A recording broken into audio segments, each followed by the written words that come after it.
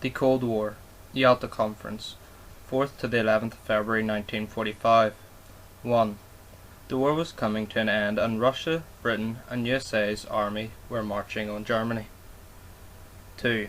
The aim of Yalta was to reach an agreement on what would happen in post-war Europe. 3. Each of the leaders was hoping to achieve something different from the meeting. Britain, Churchill. Churchill wanted to ensure the survival of the British Empire. He saw the USSR was becoming a danger and had to be stopped. The Red Army gained control of Poland and Hungary. USA, Roosevelt. Roosevelt was not keen on the revival of the British Empire. He saw a peacekeeping body controlled by the United Nations. He wanted the USSR to gain the United Nations to work with Stalin. USSR, Stalin. Stalin wanted a buffer zone to protect Soviet Union from attack, specifically the West. To ensure that countries would protect the Soviet Union, he wanted them to be controlled by a communist government. Agreements made at Yalta. 1. Germany and Berlin would be divided into 4 sections, to be ruled by Britain, France, USSR and USA. 2. Germany would pay reparations. 3. The UN would be established. 4. The USSR would declare war on Japan. 5. Agreement over new borders for Poland. 6. An agreement that Eastern Europe would be under the influence of the USSR. Potsdam, 1945. Changes in Europe between Yalta and Potsdam. 1. The Second World War has ended and Germany's defeat and Hitler's death. 2. Soviet troops were spread throughout Eastern Europe. 3. Plans are being made to return US troops home. 4.1. US President Roosevelt had died and been replaced by Harry Truman. 4.2. Truman did not like Stalin. 4.3. His advisors told him to take a harsh line against Stalin. 5. Labour Clement Attlee replaced Churchill as British Prime Minister during the conference at Potsdam. 6.1. USA and British attitudes towards the USSR were hardening as they watched how they deal with Germany. 6.2. Across Europe they installed puppet governments and stripped countries of their assets. 7.1.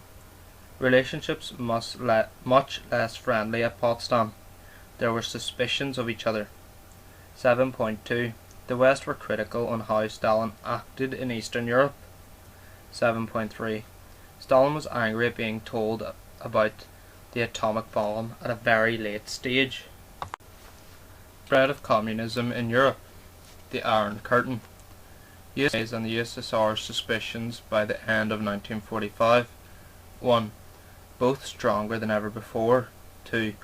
Each feared each other and believed that they wanted to destroy each other. For example, the atomic bomb, USA, the size of the Red Army, USSR, began to act against each other. Churchill's Iron Curtain speech, March 1946.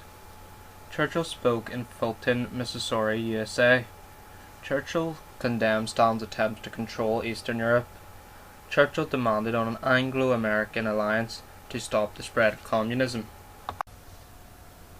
Russians' reactions to the Iron Curtain speech. Stalin's reasons to get loyal governments was because he wanted to protect the USSR from invasion and capitalism. He was anxious to do this because Russia lost the most amount of lives in the Second World War and received no reward of gratitude. Stalin reacted badly to Churchill's Iron Curtain speech, as Churchill basically says to the USA to watch out for the USSR. Communism, 1945 to 1947. 6 countries in Eastern Europe were ruled by communism: Albania, Bulgaria, Hungary, Poland, Romania and Yugoslavia. Elections had been held in these countries, but the West was highly suspicious about the results. They accused the Soviets of a number of things. 1. Russian pressure to ensure the communists, many of whom had been trained in Moscow, obtained key positions in temporary governments set up after the war. 2. Suggesting radical changes to help economic recovery. This helped gain the communist popularity. 3. controlling elections to ensure a communist victory. Keenan's long telegram. The events in Eastern Europe worried many influential people. The views of an American diplomat, George Kennan, deeply influenced Americans' views on Soviets. Kennan argued in a long telegram the following. 1. Communism was an idea of a worldwide revolution and destroying the capitalist system. 2. It had to spread to succeed. 3. According to Kennan, therefore, the two superpowers, the USA and the USSR.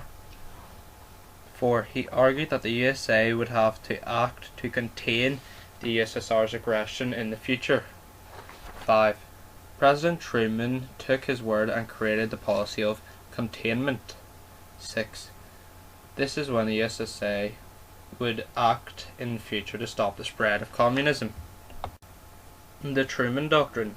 Keenan's long telegram was important because it matched up with President Truman's own suspicions of the USSR. President Truman now set out his ideas firmly on what the USA intended to do. This was called the Truman Doctrine. What was the Truman Doctrine? The USA would take lead in standing up to the USSR. Truman was concerned about what was happening in Greece. Greek communists were trying to take power. Truman feared that if Greece became communist, the ideas would spread to the Middle East, which was important for oil. He announced that the USA would provide troops, military support and economic support. Truman thought that communists spread more easily in countries that were poor or suffering economic problems, so he promised to provide economic support for countries that were in danger of becoming communist. This was the Truman Doctrine. Containment. This is where the USA would act in the future to stop the spread of communism. This was created by President Truman. That poorer countries would like the idea of communism because the poorer countries would receive more money, and this sounds better than capitalism, where money isn't equally shared out. US Secretary of State George Marshall agreed with Truman and proposed that the USA should invest $13.3 billion into European countries, but they had to open their markets to Western goods and inspection. This was known as the Marshall Plan. The Marshall Plan played a vital role in the reconstruction of Europe. Cominform and Comecon. Stalin was furious at the actions of the Americans, seeing them as provocative and a type of bribery he called dollar imperialism, where Americans buy loyalty and influence in Europe. Cominform. The purpose of this was to establish the Communist Information Bureau. This aimed to ensure communist nations work together more closely and effectively. Comecon. This was setting up the Council for Mutual Economic Assistance. It was a Soviet version of Marshall Plan. This encouraged economic cooperation amongst the Iron Curtain states. The impact of the Truman Doctrine and Marshall Plan. Positive.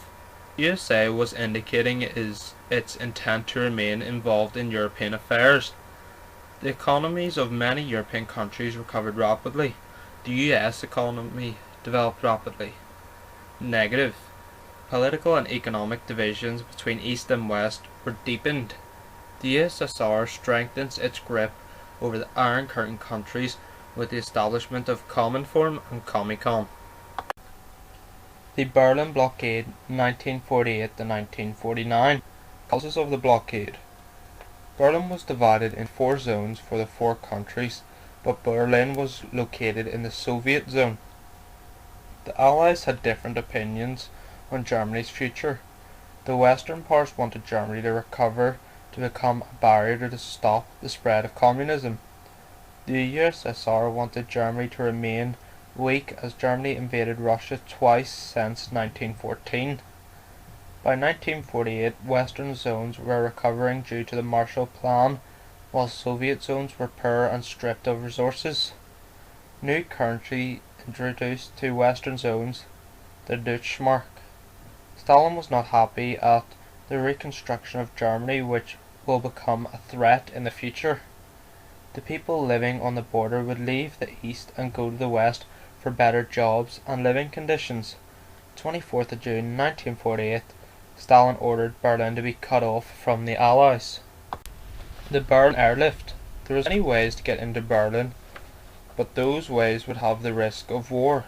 The best idea was to airlift the supplies. The USSR would be unlikely to shoot the planes down to start a war.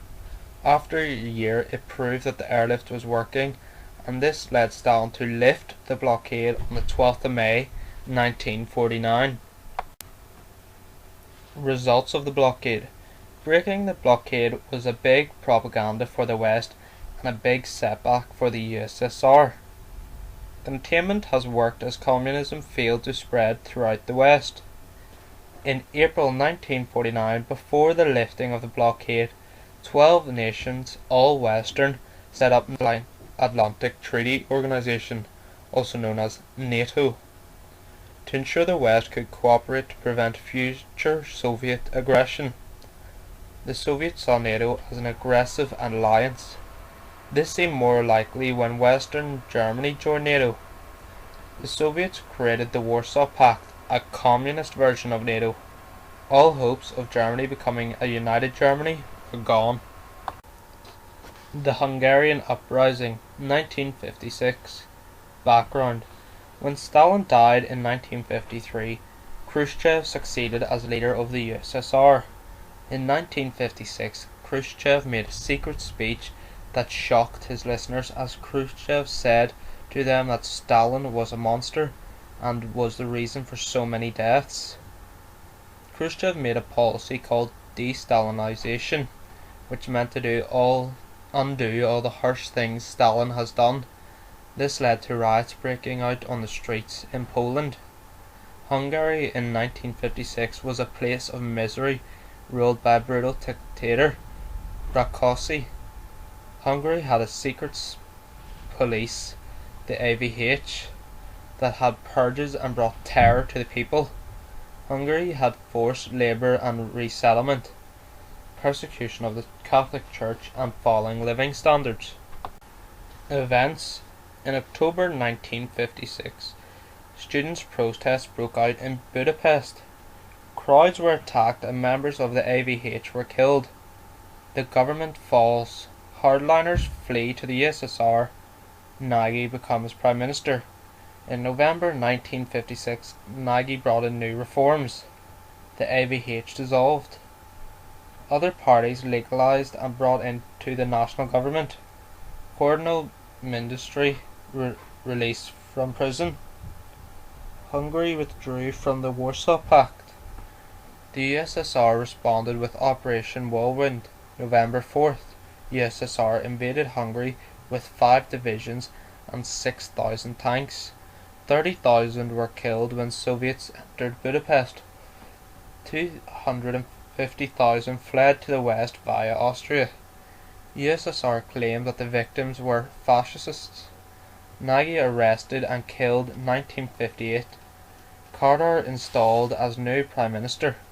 The UK, USA and France didn't intervene because of the Suez crisis, where the UK and France invaded Egypt in October 1956. US president election on the 6th of November. US promised to help Nagy but provided none. Containment was working. They did not want to roll back communism. If the USA put soldiers in Hungary, World War III or a nuclear war would have broken out. The Berlin Wall, 1961. The DDR, East Germany, were facing crisis in 1961. Why? There was a free and unrestricted access to West Berlin. 2 million had fled the DDR. There was the brain drain, a showcase for capitalism and a centre for espionage, which led to the DDR in threat of collapsing. The USSR responded to the problems facing East Germany and East Berlin with the 1958 talks. Soviet proposal in August 1961, DDR soldiers erect an anti-fascist protection barrier, barbed wire fencing. Then later this fence was reinforced with concrete and additional protection. The USA responded to the building of the Berlin Wall by protesting against the wall but taking no action against it. West Berlin's garrison was reinforced. Kennedy also stated, "A wall is better than a war." The Berlin Wall was a propaganda failure for communism, because the Berlin Wall became a notorious symbol of communism's failure and politically embarrassing for the USSR. Czechoslovakia, 1968. Khrushchev was replaced by Brezhnev. Because there was a dissatisfaction with parts of his domestic and foreign policies, Czechoslovakia was given a new leader called Dubček. Dubček introduced new reforms: freedom of speech and freedom of the press, less centralized economic control, development of foreign trade, plus removal of restrictions from travelling abroad, and reduction in the power of the secret police. The public greeted these new reforms with wide public approval. This was called the Prague Spring. The events of the Prague Spring. The Soviet responded to these new reforms by saying that the USSR and the rest of the Warsaw Pact were concerned of Czechoslovakia becoming capitalist, so they sent 400,000 troops and tanks on the 5th of August 1968. This was an invasion. The consequences were the Czechs offered no military resistance. 300,000 Czechs fled to the west because the Prague Spring was over. Dubček was replaced by Husak, and the reforms were immediately reversed. This led to the creation of the Brezhnev Doctrine, which was where if any Warsaw Pact were concerned about neighbouring communist country becoming capitalist, they could use military to help. The West wasn't involved in any of these affairs, as if the West didn't get involved, it could have led to the nuclear war, and the West already had problems of their own to deal with.